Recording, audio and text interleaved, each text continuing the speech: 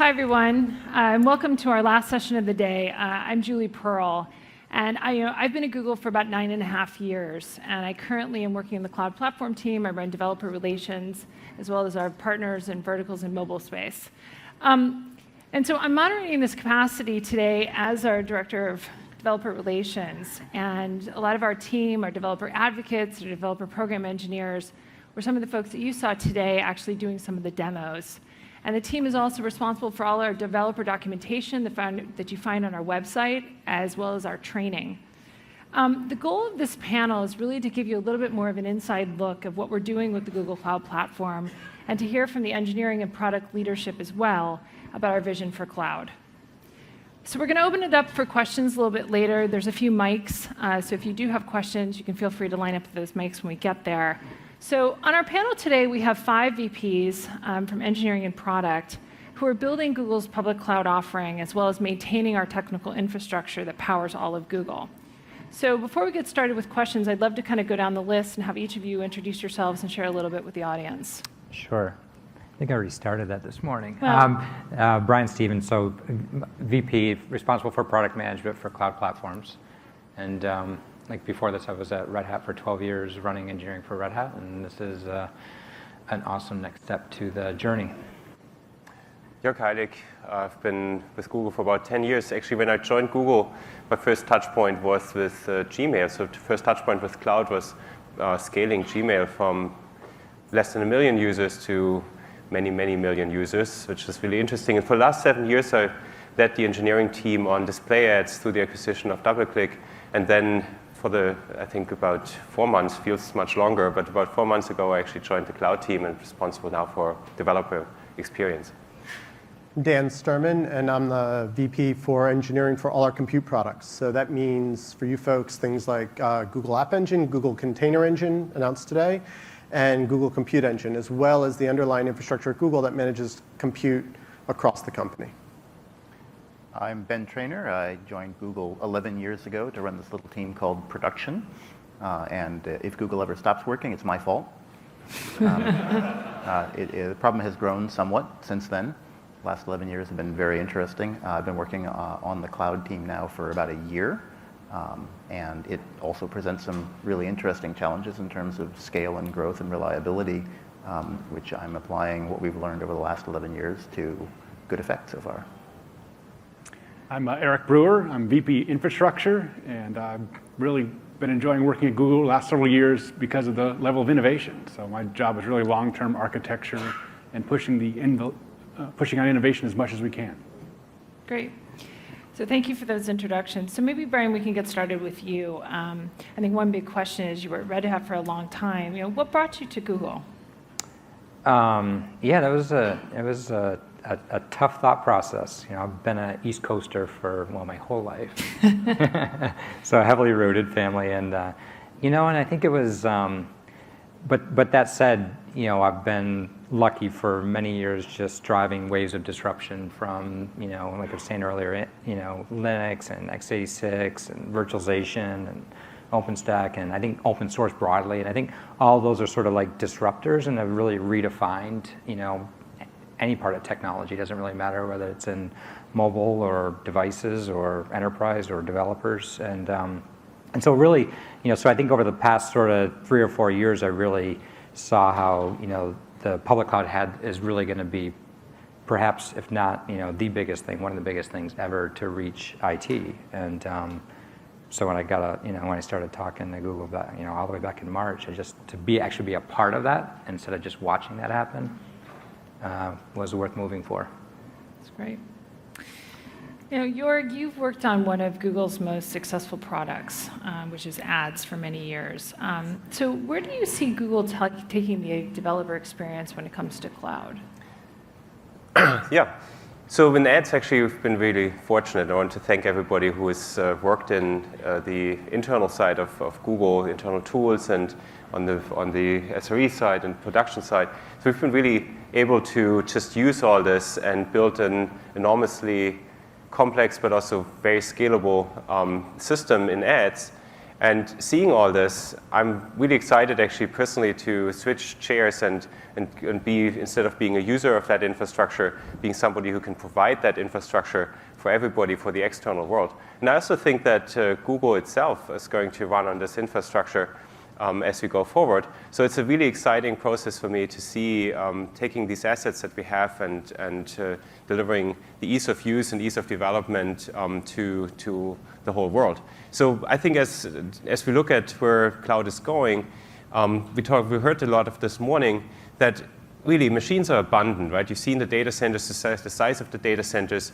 That's not the shortage. We have enough machines, we have enough networking. Really, the shortage is the human resources and all of you, the engineers here, who need to make this work, both on the development side and then on the operations side. So I think where we really want to take this is make that development process a lot easier and make that deployment process and operations a lot more efficient so that you can really focus on the value-added parts and not on the labor-intensive pieces that you used to do. And so, Dan, you're the VP for Compute. Tell us a little bit about the news today that happened with the alpha launch of Container Engine. So Container Engine really is a start, and it's a start of our realizing the vision we've had for kind of native, cloud native, built in the cloud, born in the cloud sort of applications. So as you saw during the presentations, it wasn't standing by itself, but it was part of a continuum. And that continuum, to Jorg's point, was all about making this the most productive platform for users so they can kind of pick and dial in both the level of auto management and flexibility they need, while at the same time having the control developers need in order to just get their jobs done as efficiently and as well as possible without either being locked into something they don't want to use or having to worry about issues that just aren't important to them right now. So that's how I view that launch. And I think it's, like I said, this is a start. We're going to be doing more and more in this space. And the best way everyone here can help is just give us feedback on these alphas, these early releases. The faster you give us feedback, the faster we'll get a more compelling, more solid product out there. And it won't be alpha very long. Great. And so, Ben, you've run the SRE organization, if I'm not mistaken, from it actually started. The time it started. So can you share some interesting kind of war stories that have happened from the SRE organization? Oh, I think I probably have accumulated 20 or 30 good ones Well, we don't by have now. that much time, so maybe. Yeah, maybe I'll Party after. I'll just do one. Yeah, exactly. I'm holding you guys up from the after party. I understand. Sure. So, well, one of the things is, Google's infrastructure is really large at this point.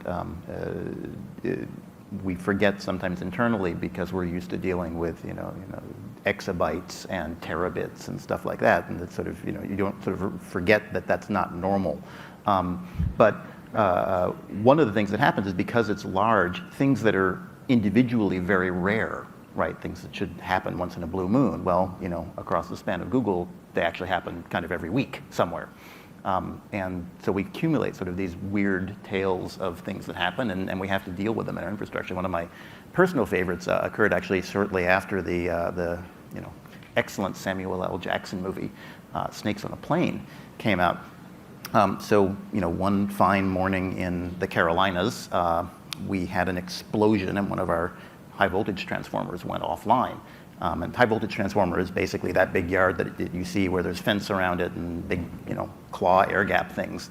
And you have 150,000 volts coming in, and then what we call medium voltage, which is 35,000 volts going out.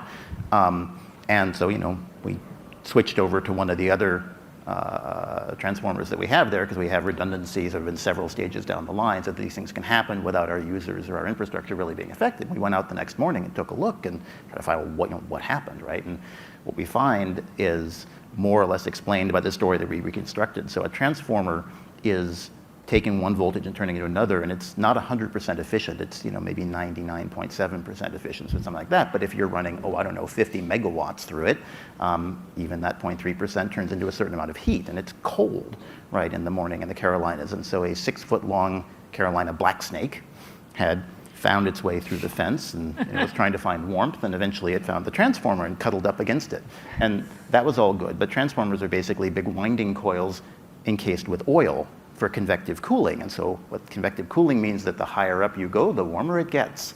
And so this snake worked its way up the transformer until it got within about 6 feet of the high voltage feed, at which point the snake detonated. And it detonated hard enough to blow the insulation, the ceramic insulation, off of the end-bound lines on the transformer, which caused them to short, which caused the utility feed to stop. So the feed stops, power goes off, generators kick on, UPS does exactly what it's supposed to do. So nothing inside the data center happens, except everyone's like, oh my God, what happened, right? And then about 10 seconds later, the utility cleared the fault, and we switched over to the redundant transformer, and everything was fine again. But after that, I had snakes on a transformer. And we'll try to get back to some of the more of those stories. They sound great. Yeah, he's a keeper. So, Eric, you've been a pioneer in distributed systems. So how do you think that containers are going to change for companies that maybe just aren't operating quite at Google scale? I must say I'm highly biased, but I love containers. And I love them because they get you to an abstraction that's much closer to the way you think when you're programming, which is that you think about the code you're writing, what you want it to do, and not so much about there's a virtual machine, or even, heaven forbid before that, an actual machine that you had to deal with, or heaven forbid, a transformer.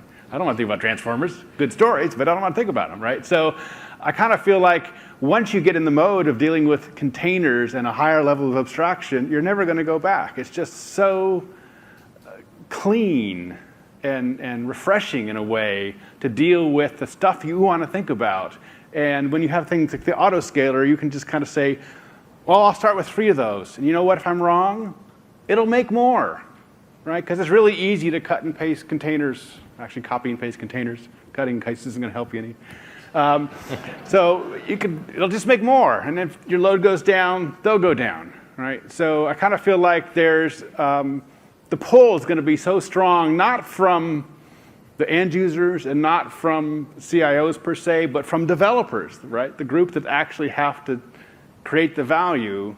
This is what they're going to want to use, right? And so I feel like that's why the whole space is going to move in this direction. And I think it's super exciting.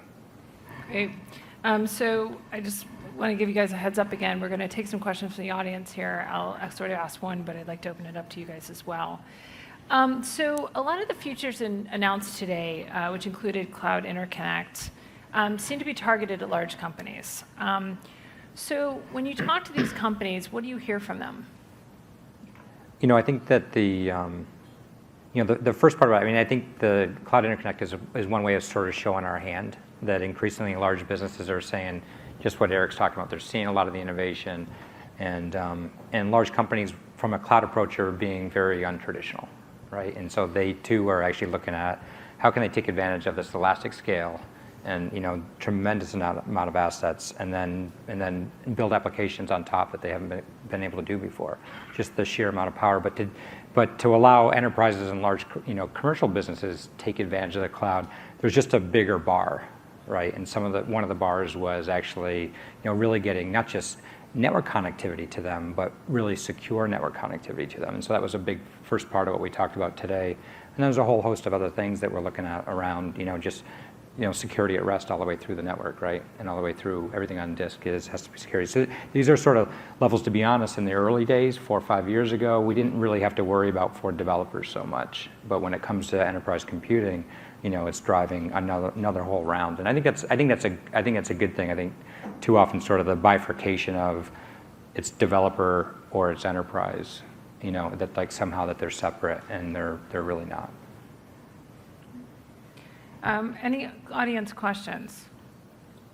You guys can't be that shy, are you? I've met Always some the of first you. question takes a while. Then. Yeah. Okay, well, we can get going. So we talked a lot about, go ahead. What do you think is holding back the corporates from sort of embracing this, especially given the return on investment and the promise of economies of scale and all of that? What do you think is holding back it rolling out more quickly, especially in the big ones? Well, every big one that you're probably thinking about is already midway through the conversation, right? So I think that traditionally they just move a little slower, right? The bar's a little higher, right? They probably have compliance that they have to deal with that others don't have to deal with.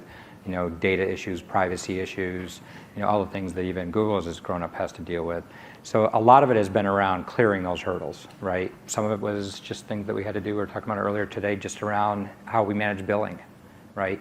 Credit cards aren't the way that large commercial entities, do business. It's purchase orders. So I think a lot of it is sort of the maturity of the cloud going forward. But a lot of that is really sort of the table stakes really have sort of settled out. And now it's really around the next stage is really sitting with, it's almost an architectural conversation, with the firms around, with our architects and their architects, and really having a discussion, because a lot of this is new. To be able to have auto scaling is not something that they're used to in their environment. To be able to how they build and develop applications, taking advantage of some of the, the big query analytics, they're re-architecting as they come forward. They're not just picking up applications and coming, because that doesn't really save them anything other than a little bit of CapEx. And so, so they're midway. So I don't think it's. I think it's just. It's the big hill that's sort of moving through.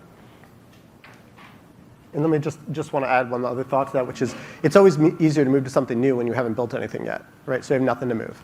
So I think the enterprises have a huge install base, a huge number of things they've already done and things they've gotten used to, and you just don't pick that up, on a Monday and move it on a Tuesday, right? So that's something we'll be looking at. How do we make that easier and so on, and give them tools that work on-prem and off-prem to help them with that. They have the religion though, because like if you sort of look at sort of what's happening in Paris right now is this thing called the OpenStack Summit. Right. Right, and a lot of them are there as well, and I've seen it firsthand. So they have the religion because all of a sudden they get the religion that cloud architecture is the only architecture that scales. So whether it was a public cloud or themselves managing it as a service within, so they're already there, and the most of them are adopting that hybrid strategy, right? They're trying to build some assets on premise and then take advantage of public cloud, but they're well past the should we. They're into the how do they. And if I may, as a follow-up, with your experience dealing with the bigger companies, do you see it being more a top-down or more of a grassroots up or a combination? What works best, just out of curiosity? I think the top-down question is why aren't they? But they don't necessarily help them, guide them there. What I've really observed is really IT manager, and at that level, really just saying that, there's always, just like any of us in any of our jobs, right? We've always got a list of requirements, the things we want to get to that's a mile long, and we're just clearing to get there. So too do these large companies. And now when they get through that burn down and they're getting to that next project they're just saying, that's going to be the one. We're going to build it. We're going to build it here.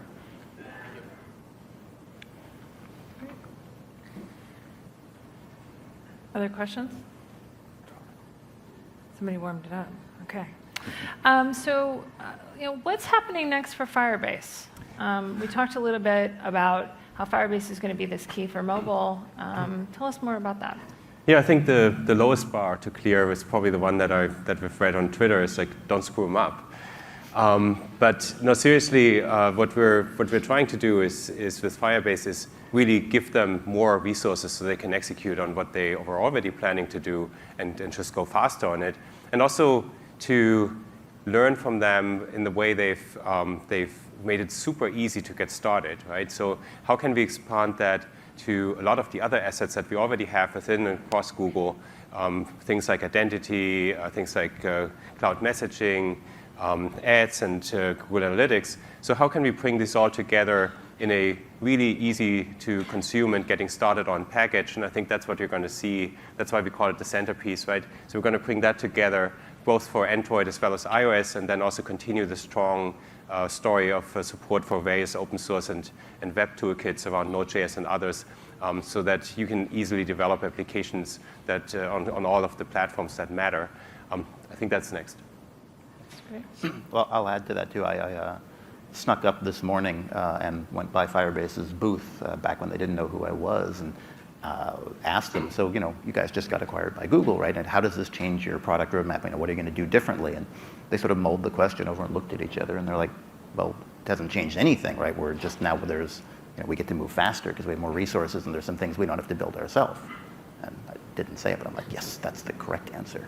And I think I want to add one other thing, which is that I think, who said it? I think Greg DiMichele said it earlier today that with some of the solutions, you're kind of forced to color within the lines, right? So Google, especially if you have a platform as a service offering, And now that they're part of GCP, we would certainly have a much easier path to writing to extensibility, where you can write additional logic on the side and tie it really easily into Firebase. So that's another thing that I think we'll focus on, making that really easy. So, each of you throughout your careers has seen quite a bit of, evolution in technology. What do you see as some of those defining moments? And if you have any, future insight, what do you think those may be in the future? Me first. Mine was, hopefully it's going to be this one, but mine was open source, right? I mean, I just think that, open source is just like a paradigm shift that's going to last an eternity, right? Because it's just the way of sort of that IP should be managed. And I just think that there's that collaborative nature, when companies and developers align, they can build on the ideas of others. And I just think that, being a part of that whole movement and actually not leaving that behind, still being a part of that movement, I think is pretty cool. And then the defining moment was like, how do you actually build a business on free software? A $2 billion revenue business on free software is also a pretty crazy aspect. But I think that just goes to show you that it's not really about the code. It's really about the relationship that a business and the problem that a business can solve, to a user base. And so I think that's, an experience that's going to lend itself really well to being here as well. Yeah, so before I worked for Google, I worked for IBM, and business was building shrink-wrap software. And I think it took me less than a month after getting to Google going, oh my gosh, the software as a service thing is so much better. I'm never going back. We have a bug. I don't have to contact all the customers to figure out what to do about it. We just install a fix, right? And we roll forward. And I think that's very telling on where we're going with cloud, because a lot of companies are now moving from on-prem and building their own services and their own installations this way.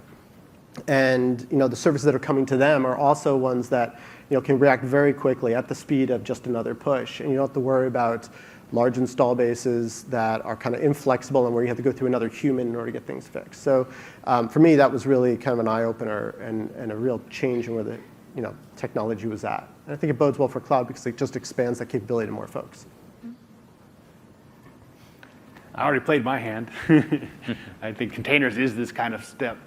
But going backward, I would say the one that really shifted me personally, that it was a wild ride, was really going from running things on single machines to actually running things on clusters and using that for availability and scalability. There was actually a time where that wasn't how it was done, and that shift obviously is the foundation of cloud, and it's really stayed, and we can't go back, right? There's no way back.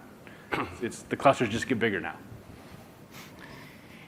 And so for each of you, or maybe just a couple, what are some of the biggest challenges that you're dealing with today? Sure. So I think for me, it's growth, right? So I've never seen a system that's already this large growing this fast. Even within Google, we have things that are very large, but the growth rate's more moderate, and this is a little insane. And so my pitch each month when I get up in front of the Google employees, I say, okay, those of you interested in capacity planning, you have something that looks like this, right? And maybe some months it goes like that, and some months it goes like that, but it's basically like this. Now, you need to maintain, N months of headroom, and we need to do this efficiently so we can keep our prices going down, our costs going down. How are we going to do this? And it's fascinating, and I love this kind of challenge. How are you going to do it? How are we going to do it? We all want to know. You asked me what my biggest challenges were. Tell me about your great victory story. No, I mean, at its core, right? So dealing with growth is just a statistical problem, right? You want to make sure that people have enough resources to be able to do what they're planning to do before they know that they're doing it. And though you can't say that this customer is going to do X and that customer is going to do Y, as a statistical aggregate, you can make highly accurate predictions about what they're going to be doing. And that lets us provision resources and say sort of comfortably ahead of customers' usage. And it also lets us do things for them that they would have real trouble doing for themselves, right? If you don't know, I mean, the atomic fiction example this morning was great, right? They don't know that 6 hours from now, that developer wants to run a 20,000 core rendering job for 15 minutes. And there's no way for them to figure that out sort of a week ahead of time. But if we have 1,000 customers and each of them does this sort of thing, I can tell you with a great deal of certainty what the aggregate load is going to be and what the variance will be. And we can provision it for them. So it lets us do things for them that's incredibly valuable that they could not do themselves. And so that's why I think it's a great challenge to have. Great. But it's still hard. What about others? So I think managing both the internal Google infrastructure that we use for compute, which we've had for years, and building the external cloud products. We're sitting on a ton of stuff that we know is cool, exciting, will really improve developer productivity, but we got to shift it sideways. We got to make it so it's actually consumable by folks outside of the company, right? Everything we built internally was a stack that was built on the premise that everyone was in the same company and could be used together. So it's a matter of how do we get these concepts that are kind of known by folks as they come into the company and make them consumable and accessible to all the folks here in a way that makes sense. And if we could just somehow ship the stuff we have internally outside, it would make our job a lot easier. So that's something we really have to work at. Okay. So, We have an audience question. Hey.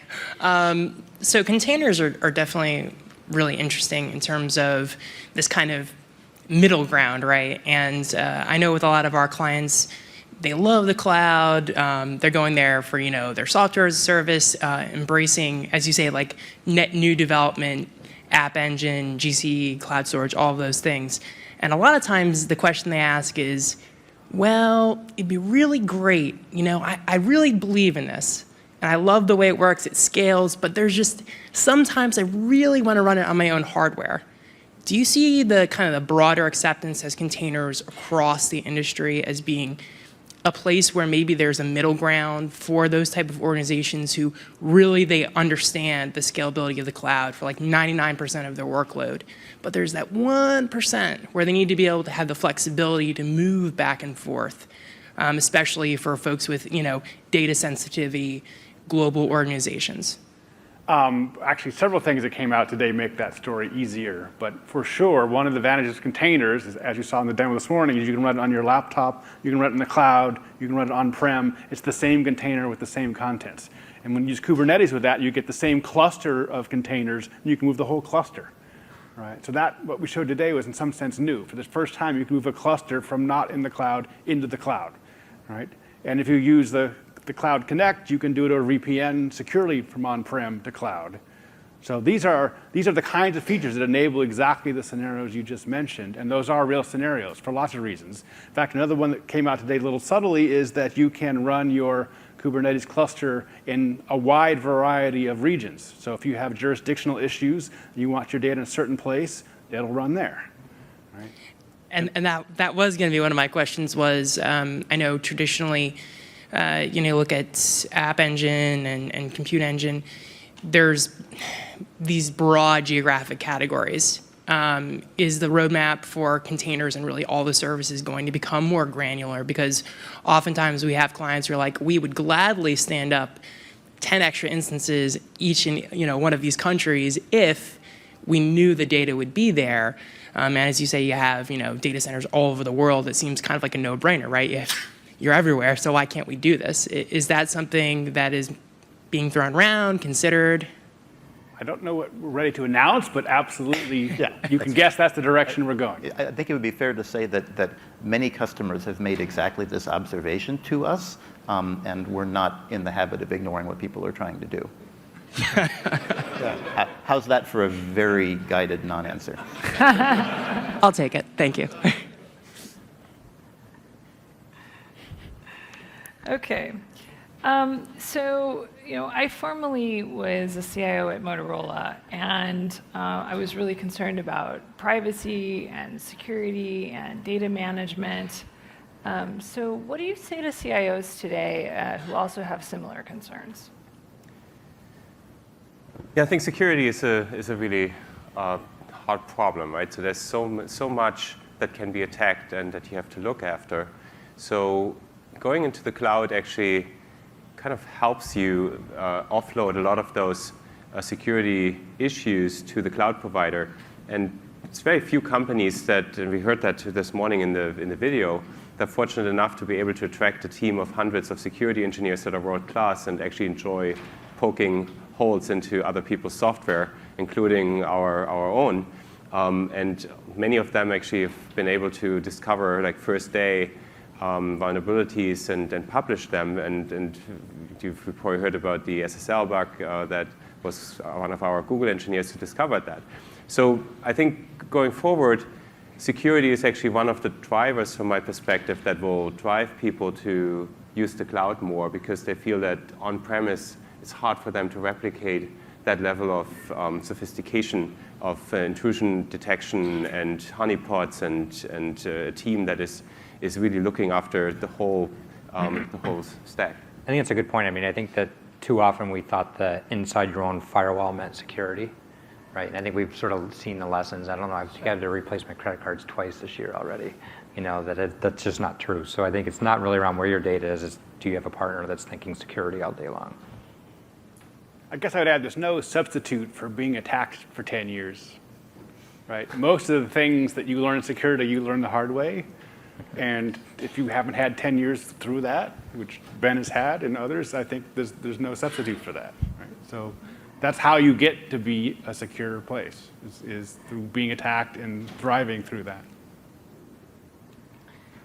Yeah, and to be clear, right, this job never ends. I think we're not boasting about being the most secure place on earth, but we certainly feel that we're doing a lot to make sure that your data is safe with us. So back in March at GCP Live, Urs actually suggested that in 5 years we would look back on 2014 and be embarrassed, right, about how we're building and writing software today. So looking forward, where do you see the cloud industry headed, and what might we see in 2019 that will make us look back and laugh at 2014? So, I think the key difference you're going to see is that it takes a lot fewer people in order to do something really cool and exciting. Ideally, where we think things are going, where we're trying to drive it is, one biz guy, 3 developers can do a really exciting business and scale it, right, all the way up. Now, we're not there yet by any means. Cloud has already shown some of the sorts of improvements, but the reality is right now you still have issues with growing pains and more and more maintenance as you get bigger to worry about. So that's what I think is going to be exciting, what we're going to look back as the differences. And I think with that will come a huge burst in productivity and ingenuity and innovation, just because people will be freed up to do that. Yeah. I would add, so watching some of the demos today, right? One of the things I always find compelling is how difficult is the null project or the Hello World project to actually implement in a system. And obviously we saw the folks from Firebase give a great example of what the Hello World in a distributed mobile app looks like, and that's very compelling, right? As a developer, I look at that and it's like, okay, cool, I could build something. The other thing that I've seen over the last 11 years has been that every service, as it scales, runs into the same kinds of problems, right? You have load balancing issues, you have cascade failure issues, you have distributed denial of service attack issues, you have provisioning questions, and so on and so forth. And I think part of our goal clearly is to make it, as you say, that 3 developers and 0 people working on operations can get something off the ground. My goal is actually that they can also get it to 1 million QPS without needing to hire anybody, because they're going to have to handle the same kind of problems over and over again, and our cloud support will give it to them, right? Because we've already dealt with this, right? We've spent 15 years doing this. Or if not 1 million GPS running globally in 12 different jurisdictions and so on, and not having to think about those issues or what that involves. If you're at 1 million QPS, you're already pretty much everywhere. I promise you. Yeah, and probably just adding to this, what I've seen just a study recently, that really there is actually a correlation of the success of a startup with how many tools they use, a positive correlation. So it just shows that if you use the right tools, you can actually go a lot faster. It goes back to the point that you're making. So I think we will invest into giving you access to the tools that you like, and also we're going to develop some of our own that will make your life a lot easier. And I think looking back, if you look back like in 5 years back to the way software was developed today, you'll probably say that was relatively primitive.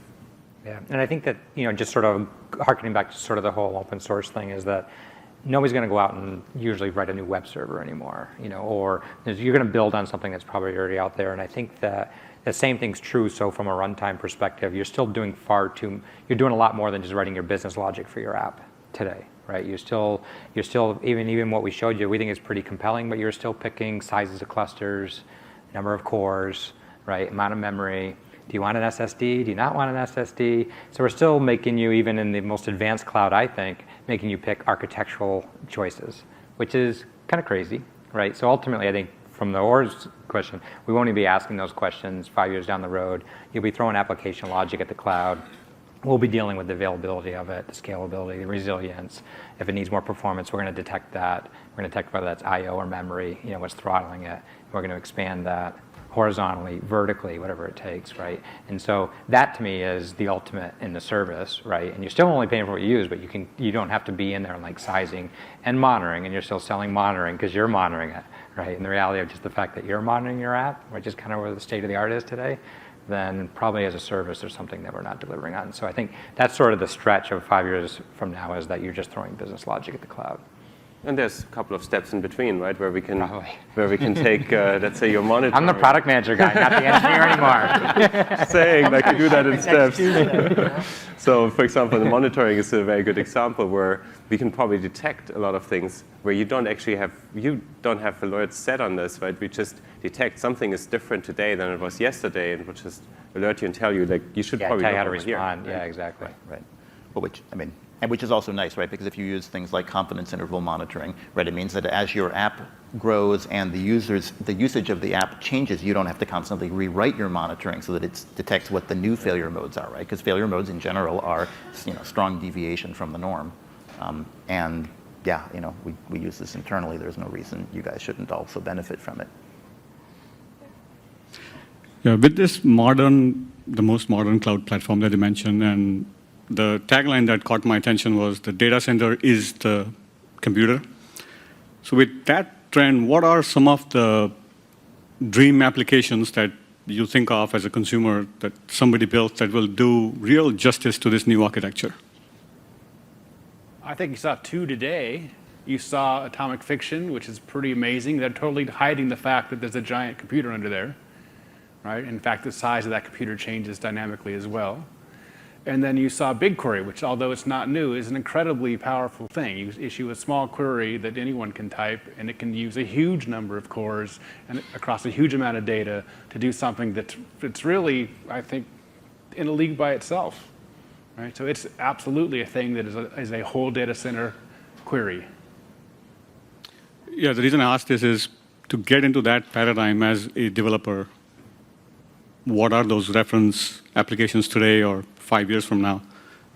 That way we as a company are part of building those kind of applications. Are there many today other than these couple of examples, or any dream you wish, we're creating this amazing architecture, I wish somebody built that? I'd kind of say the way we think about it is that we've built many of these. That's what search is. That's what ads is. That's what Gmail is. That's Google, right? and I understand, but so I now think we know how to build them. What we don't know how to do yet, I would say, is to make it easy for everyone to build them. But that's where we're going. But I think there's some patterns that might go to go. So, for example, I think things like data analysis will go to really of how much am I willing to spend to get the answer, not a thinking about how many machines do I have and therefore how long does it take for me to get this done, right? It'll be really just what's my dollar limit, and you can add more dollars and get a better answer. That's usually how this data analysis works, or spend fewer dollars. And getting that paradigm where it's kind of infinitely scalable in the way you write your app. And I think you'll see that with like data flow and so on, building apps that work that way. I think you'll also be, you can go to sec. You'll see the same also with both in data systems and serving systems, that you're not thinking about how many users or how many QPS am I building for. But again, since you're building, and this is what we do inside Google, you're building for a paradigm of, again, for dollar cost, I can handle this much, this many QPS, so this against a backend system or front-end system. And it's just a development paradigm where you're thinking about just, I have infinite resources, and what's constraining me is my budget. How much is this budget, this business worth to me? And that's a paradigm that translates into a style of coding eventually, which I think containers starts to set us up for, but there'll be patterns with that around, how do you store persistent data, what sort of backends you use for persistent data, how do you store front-end information, and so on. So I think it's less about what are the apps, because I think almost every app, the apps that are changing our lives daily around mobile and the internet, can kind of be built this way, but it's going to be a set of developer patterns and paradigms that start to avoid you doing things like putting, well, here's a single point of failure in an application that help you design around that. And we'll be helping bring that forward. So I was spotting, so you may notice we're struggling slightly with your question. Here's the reason we're struggling with your question. I think I put my finger on it. Right. So we've actually been doing this data center as a computer, right, don't worry about individual servers thing, for more than a decade at Google. If we had dream applications that needed that paradigm, we would already have written them, right? So you're asking us, what apps have you guys not yet thought of? Please tell me. And the answer is, we can't. No. But what we're doing actually is much more important, I think, right? We're trying to allow everyone like you to dream up the new apps and be able to write them without having to build all the infrastructure that is required to make a data center into a computer, right? And so our hope, my hope certainly, is that 5 years from now, right, when we think about what it means to program a computer, what we're actually thinking about is what it means to program a data center, because this idea of programming a single computer is sort of as quaint as the idea of writing microcode is now.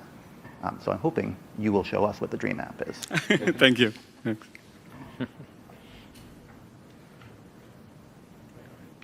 So there's been a lot of discussion today about using the tool chain to observe anomalous behavior that's been made operational. You've done a deployment, you're seeing anomalous behavior, attack it. And there's been a lot of discussion about advancing the thought of business and how many software developers it takes to deploy a solution and how much more capable they are. The one thing I don't know that we've talked about quite as much, and I'd be very interested in your thoughts, is what does the future of software quality look like? Because there is still this problem of business person has an idea, software developer turns that into working code, it gets deployed. I don't know that I want my customers to be the people that tell me it's not working, even if those tools are highly advanced. So how do we move software quality along at a similar pace? Thanks. I have some ideas, but do you want to take that one? Or do you want me? So I mean, one of the things I would say is goes back to what Dan said earlier, is like this notion of actually being able to deliver software right from the top of the repository and really having a daily release completely changes the way you develop software. And I think with that goes that you have to stage things in some way or the other, right? So there's many different ways of staging, and then obviously also testing these things. So whether you start testing things on every commit or having continuous integration tests that are running as part of your normal development cycle, I think those are some of the usual techniques. But also if you look, and I think it's become, like I was shocked really. I came from a background of first shrink-wrapped software too. I was developing on OpenOffice, where you had releases that were roughly every 6 months. Right? And then you come to Google, and in Gmail you release pretty much like every day, right? And you release just what's been committed an hour ago, and it gets released. But obviously that doesn't mean that this what was developed an hour ago actually hits the user. It's usually behind a flag, right? And it's a feature that you turn on when you've proven it, and you turn it on for a couple of users, and you test it out, and then you turn it on for more, and so on. And you probably have a staging cluster. You don't push it to all machines at once. But there's a lot of things that you can do in this software development process that allows you to get quick feedback. I think one of the things I personally learned over the years is you really cannot guarantee that there's no bug in your code. Right? You have to find it very fast, and you have to limit the exposure to customers from this bug. So if you can find it early with regression testing, that's ideal. If you can find it with internal users, that's okay. If you find it with alpha users, okay, not so great. But you definitely shouldn't expose all of your users to the bug at the same time. And those are some of the techniques. Do you want to? I'll add something. So I think also, since you're dealing with a cloud environment, you're dealing with, in a sense, a virtualized environment. As these environments get richer with some of the things you've seen today, but stuff that will be coming out in the future from varied cloud providers, it's easier to say, well, it's virtualized, why don't I make 2 copies, right? So it makes setting up a rich test environment much easier. And with that then comes the power that it's very easy to throw a lot of resources very quickly in order to ensure software quality. Where does this break? Where does this release break compared to the prior release? And again, going back to what I was saying before, this turns it now into a budget issue, right? That just how much is software quality worth to me? Let me put a number on that. And I can really pound the heck out of what every new developer does, up to that budget limit and give you that level of quality. And on top of that, since this is not production software, this is your tests, I think you're going to see providers like ourselves and others make this very, very affordable for folks. So the amount you can get for your dollar in terms of software quality will be quite a bit. Right? So I think going back to what we were saying before today about this technology shouldn't just be used the way the old technology is. I think you'll see this will be a particularly good place where, because we're on the cloud, we can think fundamentally differently about software quality and how we exercise that quality, and how we understand how does release 2.1 different from release 2.0, and bring a lot of tools to play on that to again take that labor away from individual developers and testers and ops people. Yeah, and maybe just one other thing is that testing, especially on mobile devices, we've acquired App Purifier because we really think this is a great service, and something that all of you should probably look into is testing your applications on many different devices before you release them, right? So this I think the cloud is a perfect place for that, where we can virtualize these things and make them available to lots of different developers. So you don't have to buy thousands of devices in every startup doesn't have to buy 1,000 devices. You can just use them as you need them. Great. Any other audience questions? Okay. So sort of the last question, not to be forward-looking, but we keep seeing pricing cuts. Is there a bottom? Are we going to continue to see this? I see no bottom at this time. I think there's two major things, obviously, that drive this. One is that the underlying hardware keeps getting less expensive, right? Not we, but the industry is making continued R&D improvements, right? A gigaflop is getting cheaper over time to deliver, and that means that the infrastructure that we purchase to provide services gets cheaper, and that means that the price goes down. And secondly, as we learn more about how the rest of the world runs services in cloud, we're finding more and more ways to make it efficient to provide VMs with performance characteristics that they're looking for at less of a cost in underlying infrastructure. And so, of course, as we do that, then that decreases our costs, and we can also pass some of those along. And yeah, I mean, I've heard people say, oh, surely you can't keep cutting prices. Well, if you've looked at what's happened to networking costs over the last 10 years, they've come down a lot, and they're continuing to come down. In fact, we sort of track it every year because we have this, demand, and we have this cost curve, and we have revenue. And I don't see the cost curve slowing down and stopping anytime in the foreseeable future. Yeah, I think Ben was right on the nose. I mean, what's driving this is not our imagination that we should cut costs. It's the underlying cost of computing as it has, since the 60s, keeps decreasing, right, of what it costs to get a particular unit, right? So as long as that's happening, I think we should see and expect cloud to keep decreasing. I mean, the pricing today hasn't at all been a reaction to the market, to be honest, right? It's really been just a statement of philosophy of sort of how we think that we should be pricing. And I think we have as many conversations, not just on a feature to bring out, but an algorithm that's going to improve efficiency is just as important as a new feature. And so that's how we think about it. And so when you see, I always love the weird non-round numbers that we showed this morning, right? 23, 47. I mean, those are really directly correlated with the efficiency improvement, right? Not a market reaction that this should be 50% off, this should be 10% off. And so there's as many new ideas that I think we've seen in the office just in the past couple of weeks on some cool things where there's additional overhead that can make this thing even better. Yeah, it's the hazards of working with an engineering-driven company, is you get these odd numbers from things. Great. Well, I really want to thank the panel for joining today, and I actually want to thank all of you for joining us. We hope that you found this to be a really great day. We really enjoyed having you both in person and for those of you that are watching online. Thank you very much.